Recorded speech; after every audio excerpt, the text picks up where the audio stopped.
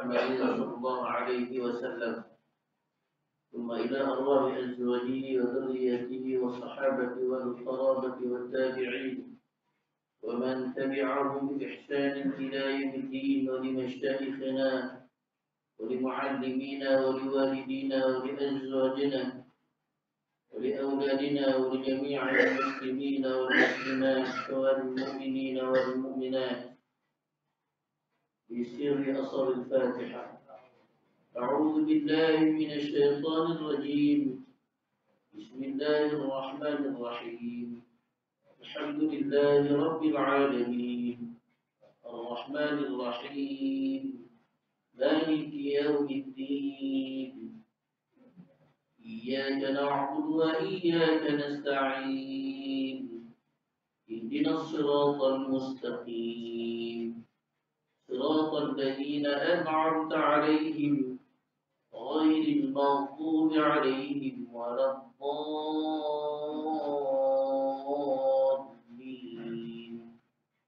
آمين. اللهم آمين. اللهم ارحمنا بالقرآن. الحمد لله رب العالمين، وبه نستعين على أمور الدنيا والدين، والصلاة والسلام على أشرف الأنبياء والمرسلين سيدنا ومولانا محمد وعلى آله وصحبه أجمعين. سبحانك لا علم لنا إلا ما علمتنا، إنك أنت العليم الحكيم، ولا حول ولا قوة إلا بالله العلي العظيم. أشهد أن لا إله إلا الله، أشهد أن محمدا رسول الله. اللهم صل على سيدنا محمد وعلى آله وصحبه وبارك وسلم. أما بعد فيا عباد الله، اتقوا الله، أوصيكم ونفسي بتقوى الله فقد فاز المتقون. قال الله تعالى في كتابه العزيز: أعوذ بالله من الشيطان الرجيم.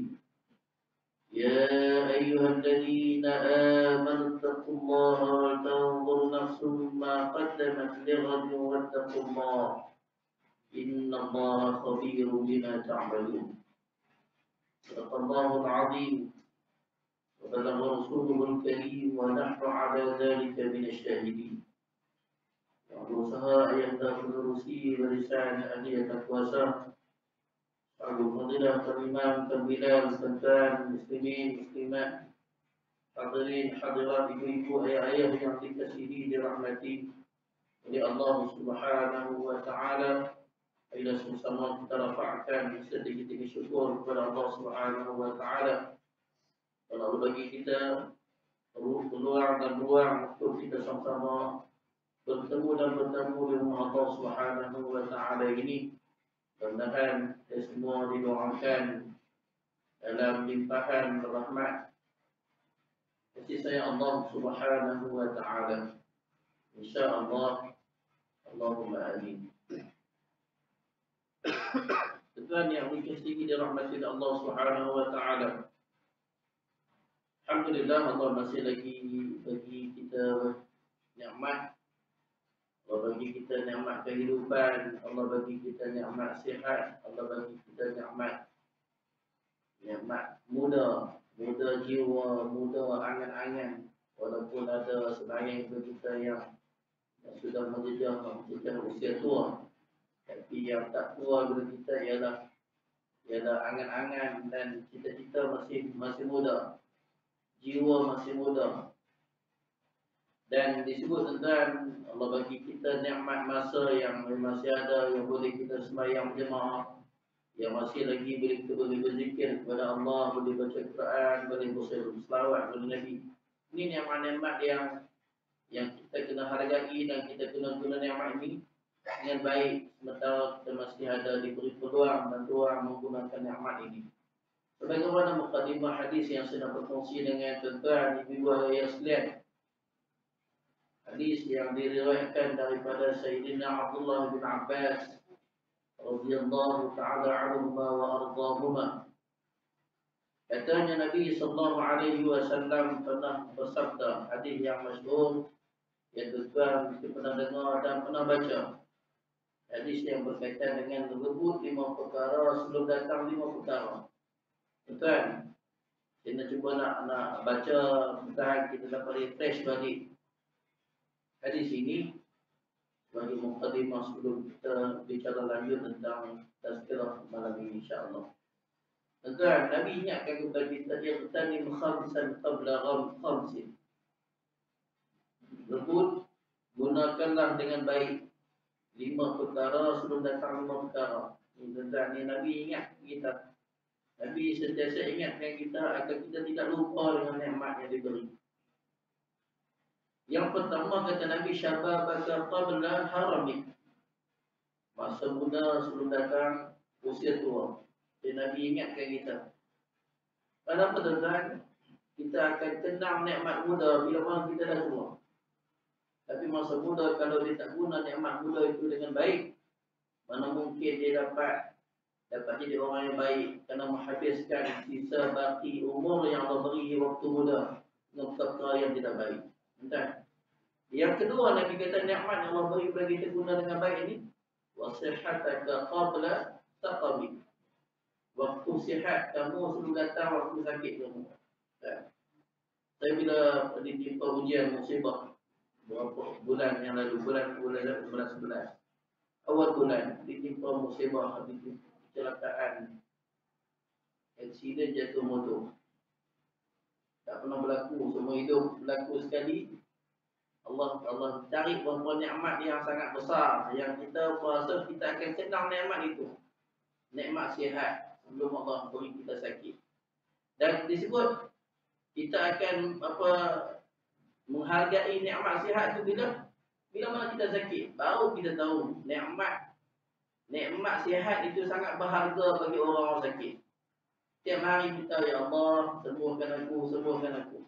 Entah, ni kalau kita sakit, itulah kita dengan munajat kita berdoa dengan Allah Subhanahu wa taala.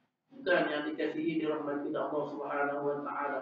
Allah bagi kita, Allah uji kita dengan sesuatu musibah. Allah nak ingatkan kita jangan lupa kepada Allah. Allah lah yang pemilik, Allah lah yang beri pinjam nikmat sihat itu. Dan dalam masa yang sama satu masa kita tak tahu bila Allah nak ambil balik nikmat sihat itu. Dan kita akan kenal nikmat sihat itu bila mana kita mula sakit, mula demam, mula sakit gigi, mula dulu miring sembahyang, hari sembahyang tak kerusi. Dan ni nikmat-nikmat ni kita orang yang sakit ni lah kena banyak berdoa kepada Allah dengan sakit bagi nikmat yang masih ada. Dapat kita jadi orang yang baik, orang soleh. Dan kata Nabi, wa ghinaka qabla faqri. Nikmat yang ketiga yang Allah beri kepada kita, nikmat kekayaan sebelum datang nikmat kefakiran. Ini zaman yang sedang kita berada ni, kita tak tahu hari ini kita mungkin senang nak dapat itu, senang nak dapat ini. Satu masa nanti kita akan mengalami kesusahan. Disebut oleh Nabi, waktu kaya atau waktu kita senang, waktu susah. Waktu kita ada duit ni banyaklah sedekah. Karena belum tentu waktu kita sampai masa nanti Allah tarik nikmat kaya, nikmat senang, jadi Allah bagi kita kefakiran. Masa itu susah nak buat perkara baik, nak sedekah dan sebagainya.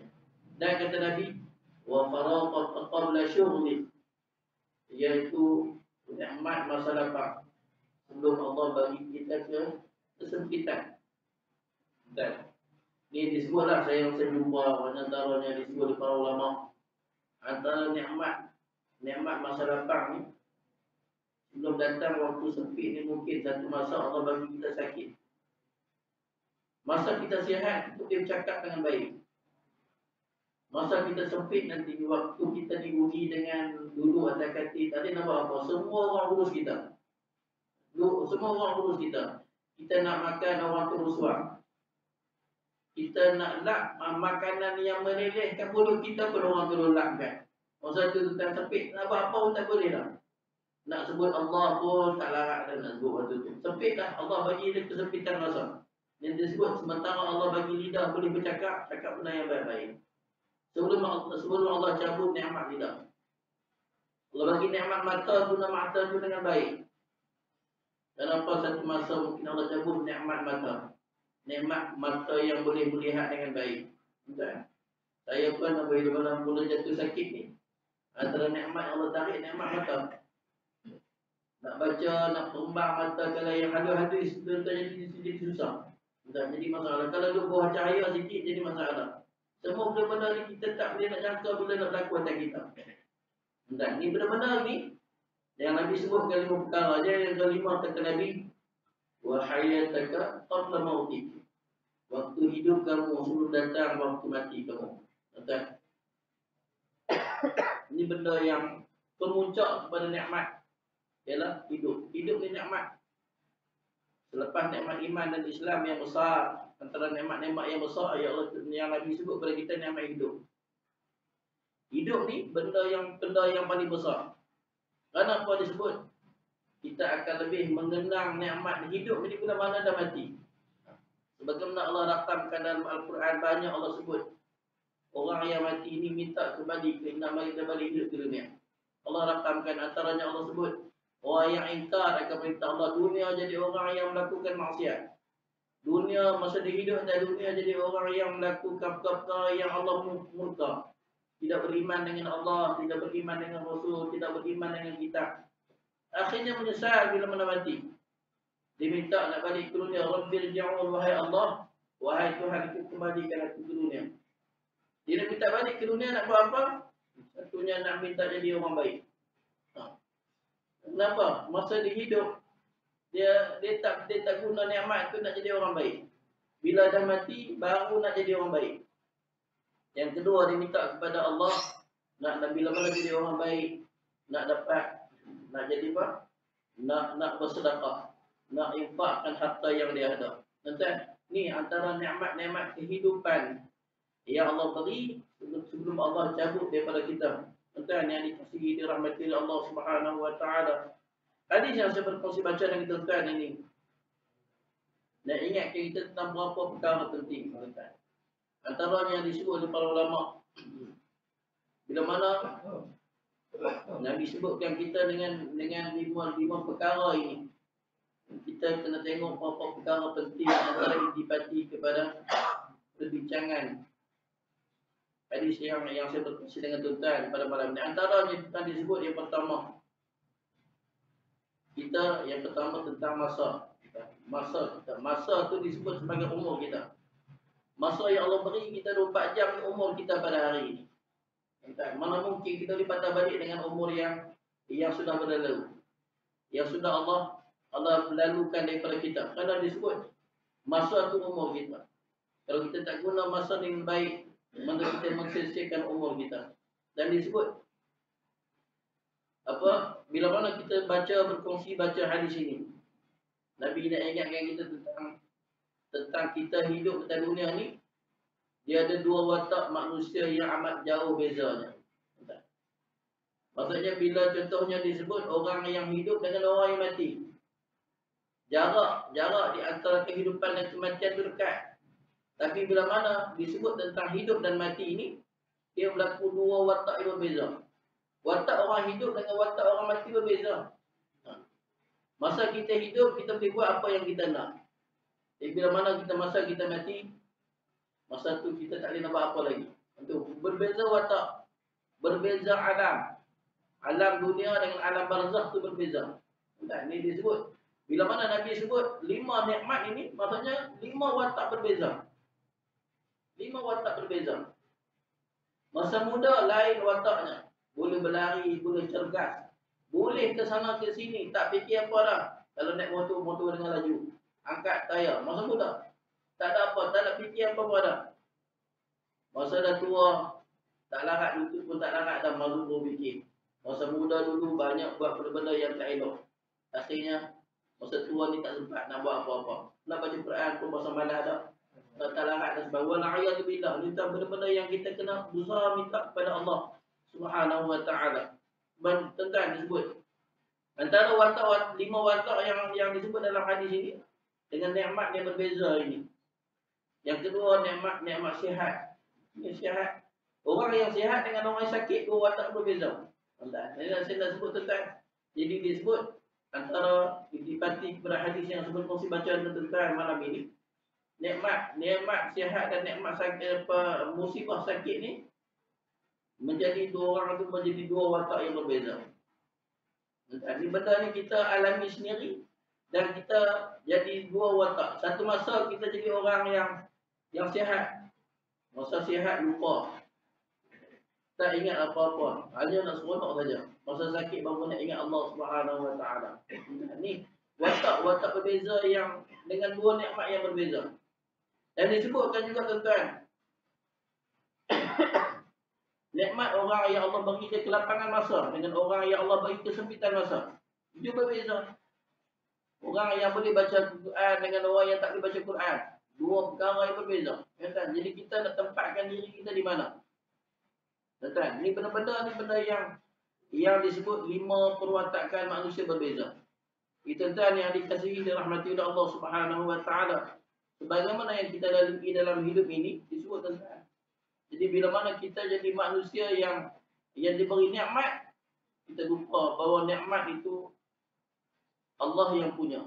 Allah bagi pinjam hanya sementara.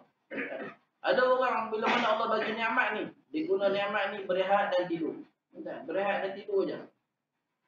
Dia tak tahu dia banyak masa berehat dan banyak masa tidur. Ni ada manusia ni, kalau dia boleh tidur, dia tak ingat dunia tidur. Sehingga dibuat kajian, kita waktu tidur ni lebih panjang daripada waktu kita kerja. Tidur 8 jam, kadang-kadang dekat jabat pun tidur lagi. Kadang-kadang mari sembahyang pun boleh tidur. Maksudnya kita masa mana yang kita nak buat ibadat? Sepanjang masa duduk sana pun boleh tidur. Semua ni tuan-tuan, ini disebut apa? Kita guna nikmat pada tempat yang salah.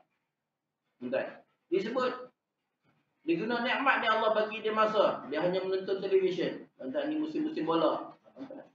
Musim orang tengok bola. Tak kira dah. Tengok bola tu tak ingat dunia, tak ingat nak bangun subuh esoknya. Sanggup berjaga malam. Tujuan nak tengok pasukan kesayangannya. Akhirnya terlepas waktu subuh. Ini benda-benda begini tuan, kena selalu sebut. Takut kita lupa dengan nikmat Allah beri. Dan disebut tuan, orang yang guna nikmat ni, ada orang yang baik dengan alam. Rajin tanam pokok, rajin berkebun, rajin bersenam, rajin bersukan dan sebagainya. Ini antara penggunaan masa yang baik. Ada orang yang Allah bagi nikmat, dia bermain dengan haiwan peliharaan atau bermain permainan yang dia suka, berjogging, bersukan dan sebagainya. Ada orang yang Allah bagi nikmat, dia guna nikmat dengan hanya suka makan dan minum. Disebut kerja makannya. Kerja makan. Pagi dia fikir nak makan, tengah hari fikir nak makan, petang nak makan apa, malam nak makan apa, nak tidur pun nak makan apa fikir. Ni yang disebut watak-watak berbeza yang Allah bagi dengan nikmat. Kita tak tahu kita letak di mana. Ni semua benda-benda yang berlaku kata kita manusia yang hidup dengan nikmat, sama ada manfaat nikmat kita atau sebaliknya. Tuan yang dikasihi dirahmati oleh Allah Subhanahu Wa Taala. Dan disebutkan juga apabila hampir disebut antara benda-benda yang disebut oleh para ulama, ini waktu-waktu manusia yang banyak watak dalam kehidupan dengan nikmat ini. Antaranya disebut bila mana masuk waktu maghrib, kita akan dapati 2 golongan manusia. Dan ini disebut oleh para ulama. Ada yang bersiap untuk ke masjid di samping mengajak anak isteri dan keluarga sama-sama menuju ke rumah Allah untuk mengimarahkannya. Ini amat sedikit. Dan ini disebut waktu maghrib, kadang-kadang masih lagi duduk bermain-main. Betul.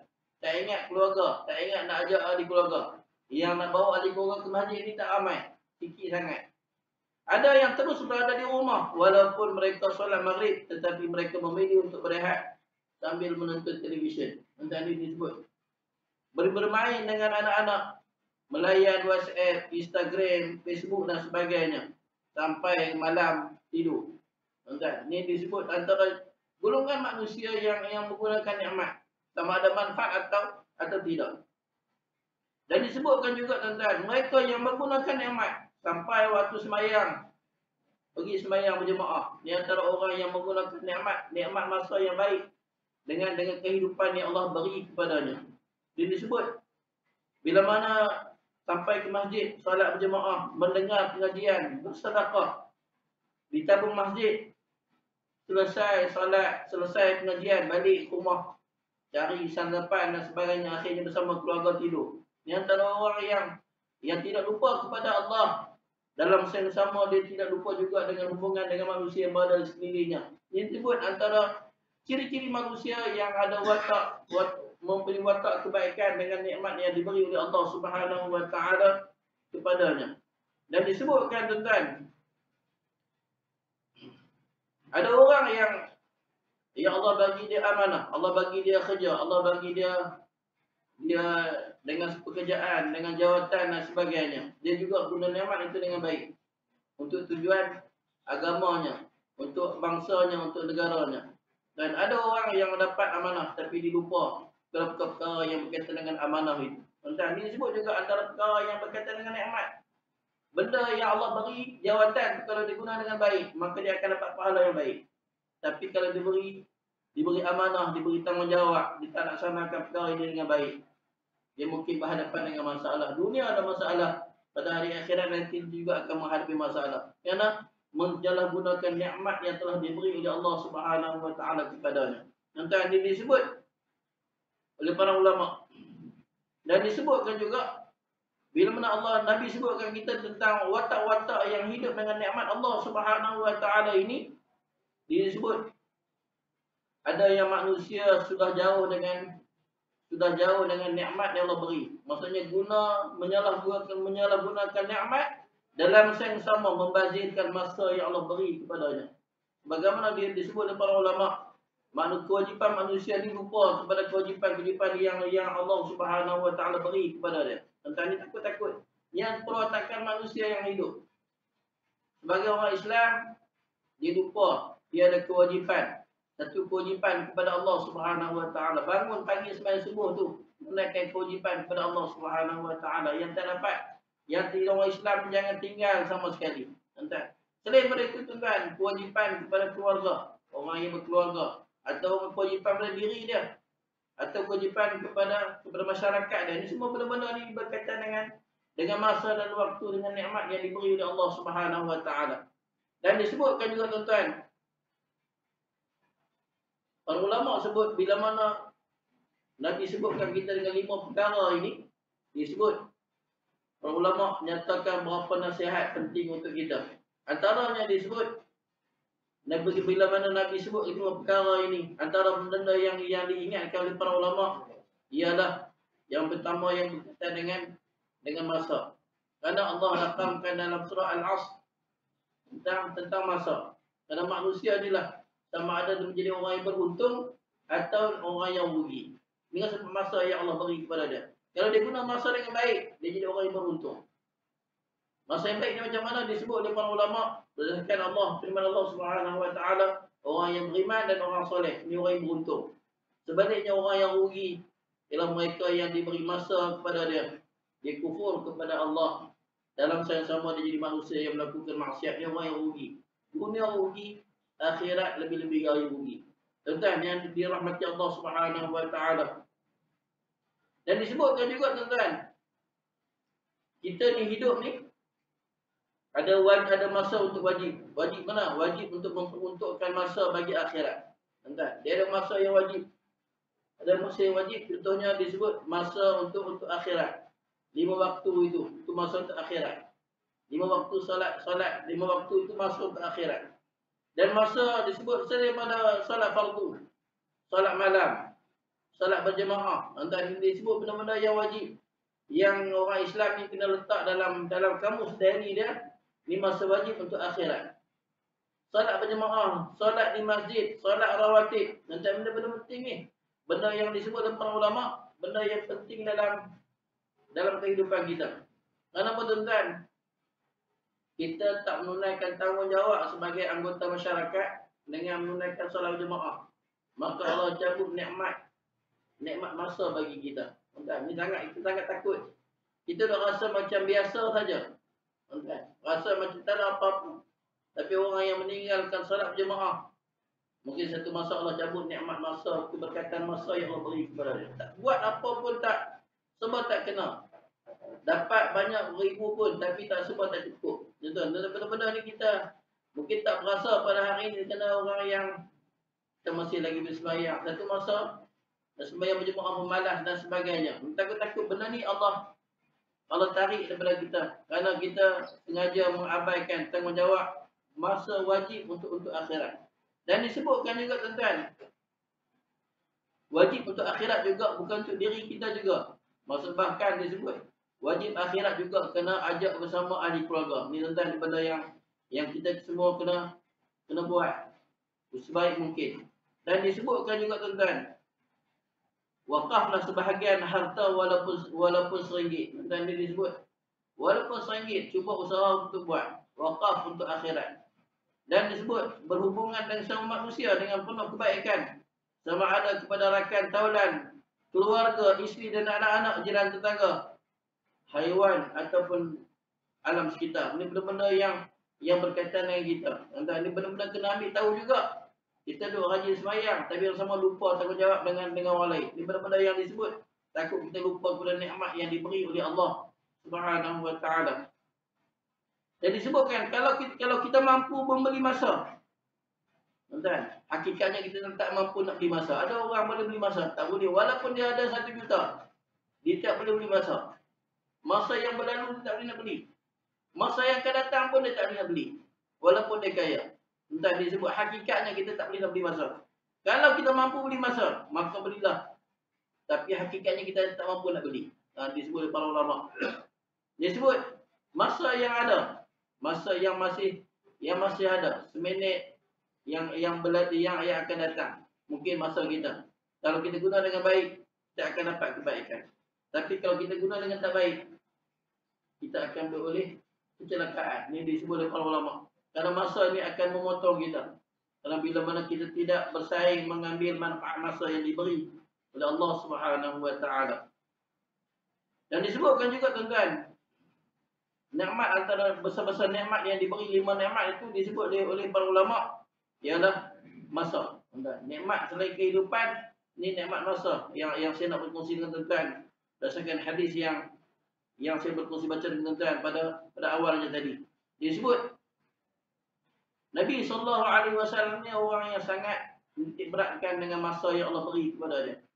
Banyak masa yang Allah beri kepada Nabi guna dengan manfaat. Antaranya yang Nabi guna dengan masa ini disebut dakwah yang pendek. Dakwah Nabi buat ni, Nabi jumpa setiap orang. Nabi jumpa setiap orang walaupun umur Nabi 23 tahun. 13 tahun di Mekah, 10 tahun di Madinah. Tapi Nabi hampir jumpa setiap orang. Nabi sampaikan mesej dakwah Islam yang diamanahkan oleh Allah kepada Nabi SAW. Walaupun 23 tahun, Nabi berjaya menyampaikan risalah dakwah itu. Tuan-tuan, ni berkat masa yang diberi kepada Nabi SAW.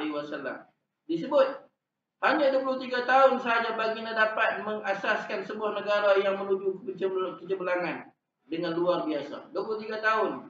Tapi Madinah ni dikenal sebuah negara Islam yang hebat.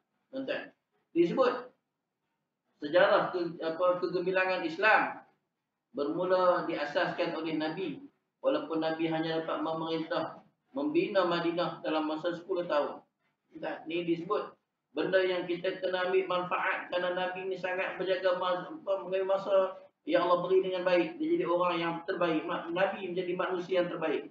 Manusia yang paling agung yang pernah hidup atas dunia ini. Itu Nabi SAW. Dan disebutkan bila mana Nabi bina Madinah 10 tahun ni, dapat menumbangkan 2 generasi dunia ketika itu, iaitu kerajaan Rom dan Parsi. Tuan-tuan, ini nak beritahu sangat hebat Nabi SAW. Dan yang kedua tuan-tuan, disebut Nabi manfaat masa ni macam mana? Mempersiapkan pembinaan tamadun manusia, tamadun Islam. Tuan-tuan, Nabi bina manusia dengan Islam. Tuan-tuan, orang-orang muda bersama dengan Nabi. Nabi ajak tu dengan Nabi. Macam kita pada hari ini, kempen anak-anak muda bersama dengan para ulama. Kena ada kempen anak-anak muda bersama dengan orang baik. Ini kempen ni semua kita tuan. Kempen yang disebut ni kempen untuk kita semua sebagaimana Nabi buat. Disebut terbinanya tamadun Islam ini oleh Rasulullah SAW dengan beberapa perkara yang sangat hebat. Antaranya disebut Nabi bina rohani anak-anak muda yang hidup dengan Nabi SAW.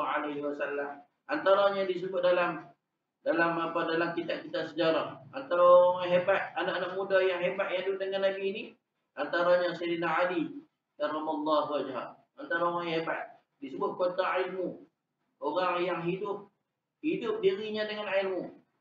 Yang sebut antaranya Sayyidina Abdullah bin Abbas radhiyallahu taala anhuma yang meriwayatkan hadis lima perkara ini juga orang hebat yang hidup dengan Nabi sallallahu alaihi wasallam. Antaranya orang muda yang hidup dengan Nabi Sayyidina Abdullah bin Umar radhiyallahu anhuma, yang orang ahli ilmuwan, orang muda yang dibina syakhsiah rohani dengan berdamping dengan Nabi sallallahu alaihi wasallam. Berkat itu mereka kerana bersahabat baik dengan Nabi sallallahu alaihi wasallam. Dan Nabi disebut Nabi tak tinggalkan orang muda ni. Orang muda inilah yang jadi pelapis kepada generasi selepas ketiadaan Nabi. Tuan-tuan, macam kita pada hari ini, ramai yang hadir ni ramai orang yang lama-lama. Nak sebut tua takut marah. Sebut lama, sebut veteran otai lah. Orang tak terasa sangat. Tapi tuan-tuan, nak sebut apa? Kita tak ada pelapis. Pelapis orang muda, di mana-mana saja tak ada orang muda. Tuan-tuan, sangat benda yang sangat menakutkan, sangat mengerikan generasi selepas daripada kita. Dan benda yang disebutkan, tuan-tuan, ni ingatan tu saya bercakap, tuan yang mendengar. Tuan-tuan, kita masalah dengan anak-anak muda, terutama di bandar-bandar ni, tuan-tuan. Di bandar-bandar ni, anak-anak muda, kita kena cari jalan bagaimana nak ajak mereka duduk dengan kita. Tuan-tuan, mudah-mudahan mereka diberi hidayah oleh Allah Subhanahu wa taala. Tuan-tuan, selain pada itu, tuan-tuan, Nabi juga tidak lupa kepada orang tua. Orang muda-muda dengan Nabi, orang tua pun masih bersama dengan Nabi. Nabi rakyat orang tua. Kerana orang tua ni banyak pengalaman, banyak ilmu, banyak kemahiran yang jarang ada pada orang muda.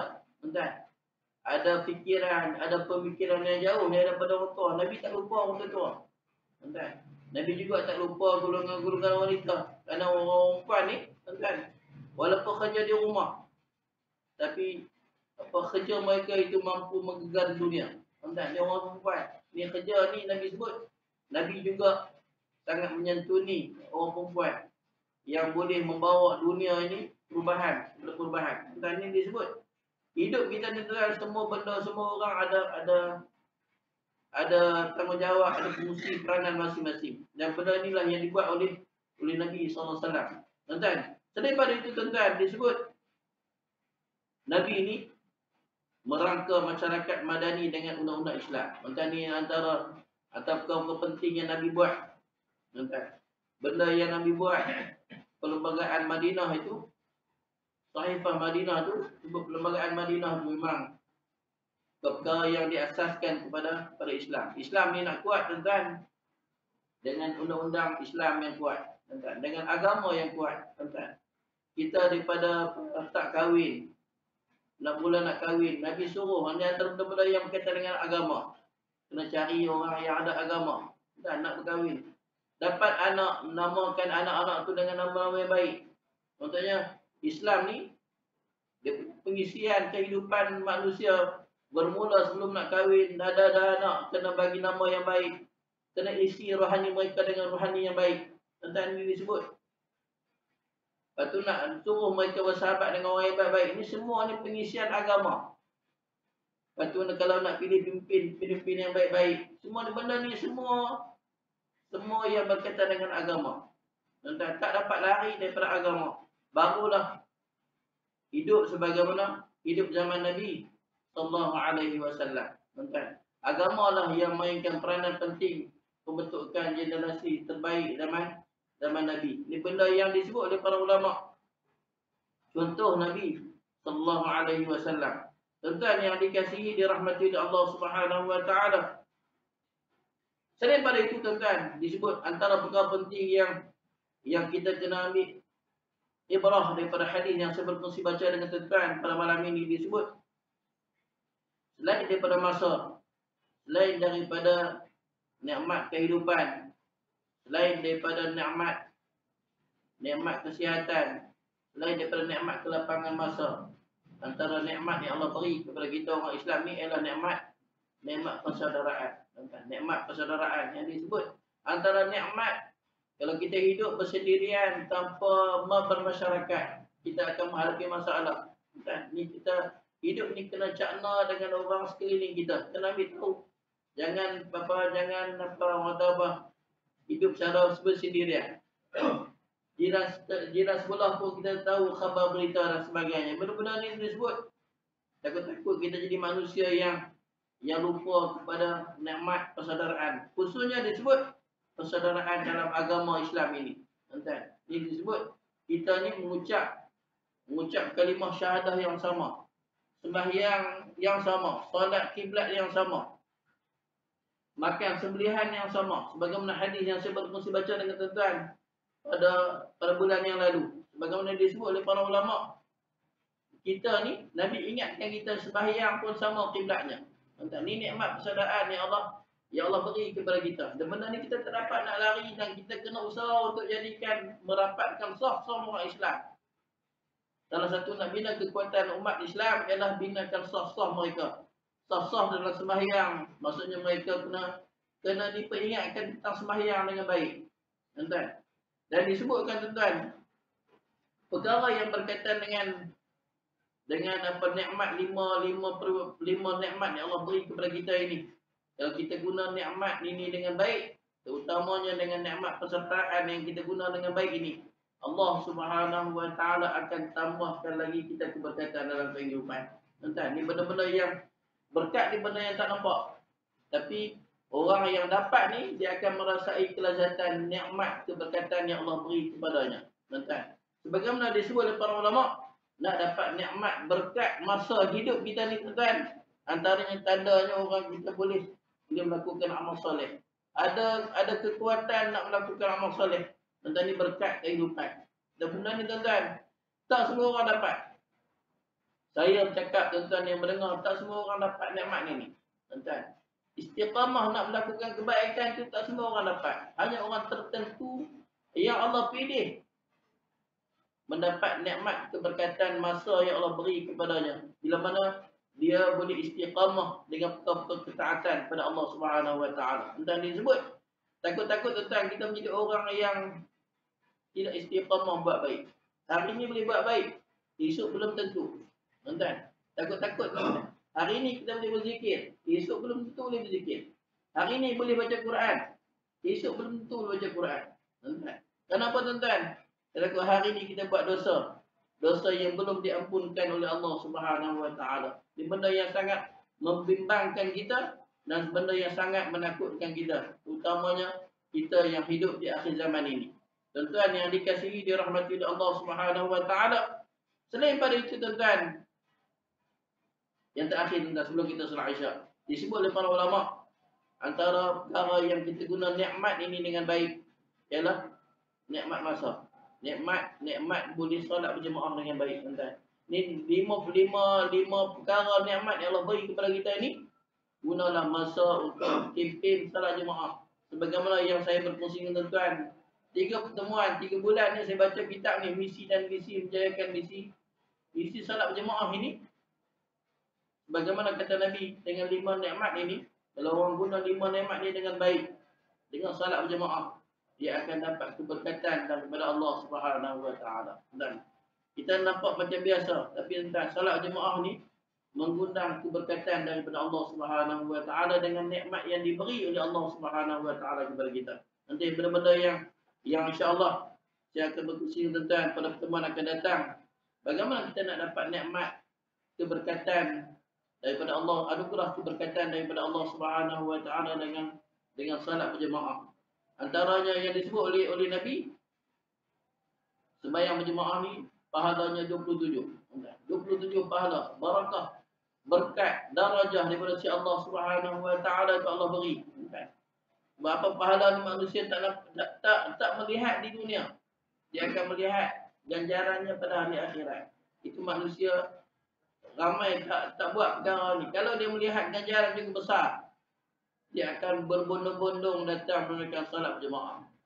Dia jadi orang yang kuat untuk beribadah kepada Allah Subhanahu Wa Taala, khususnya dalam perkara yang berkaitan dengan salat fardu berjemaah ini. Selain daripada itu, tuan-tuan, disebut yang apa oleh para ulama, antara sembahyang yang kita kena pelihara dengan betul untuk berjemaah ini ialah sembahyang subuh berjemaah. Dan benda-benda yang disebut benda-benda penting dalam rutin kehidupan orang Islam. Kalau nak berkat nikmat 5 perkara yang diberi kepada kita ini, jaga sembahyang subuh berjemaah itu dengan sempurna dan baik. Kenapa tuan disebut solat yang lebih afdal ditunaikan secara berjemaah ini ialah sembahyang Jumaat. Yang kedua disebut sembahyang subuh pagi Jumaat.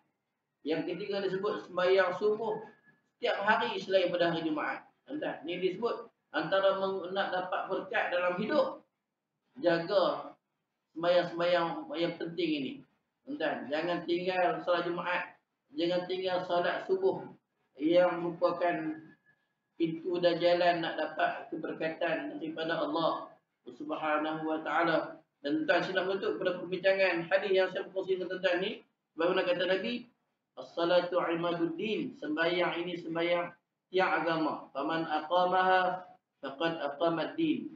Sesiapa yang mendirikan sembahyang, dia mendirikan agama. Wa man tarakaha faqad hadamad din. Sesiapa yang meninggalkan sembahyang, dia meruntuhkan agama. Dan hatta hin wa kullu hin wa nastaudi'ukumullah. Yang baik itu datang daripada Allah Subhanahu Wa Taala. Yang kurang itu atas kekurangan diri saya mohon maaf. Mohon ampun jika terkasar bahasa, terkhilaf bicara, yang salah minta diperbukukan. Subhanakallahu bihamdihi, subhanakallahu bihamdika, nashhadu wa nastaghfiruka wa natubu ilaik. Bismillahirrahmanirrahim. Alhamdulillahi rabbil alamin. Wassalatu wassalamu ala asyrafil anbiya'i wal mursalin, sayyidina wa maulana Muhammad wa ala alihi wa sahbihi ajma'in. Allahumma anfa'na bima 'allamtana wa 'allimna bima yanfa'una.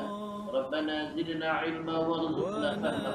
Allahumma faqihna fid din wa 'allimna at-ta'wil wahdina siratal mustaqim. Allahumma ij'al jama'na hadha jam'an marhuma وتفرقنا من بعده تفرقا معصوما. ربنا آتنا في الدنيا حسنة وفي الآخرة حسنة وقنا عذاب النار. وصلى الله وسلم على سيدنا محمد وعلى آله وصحبه أجمعين. والحمد لله رب العالمين. تقبل الله منكم. السلام عليكم ورحمة الله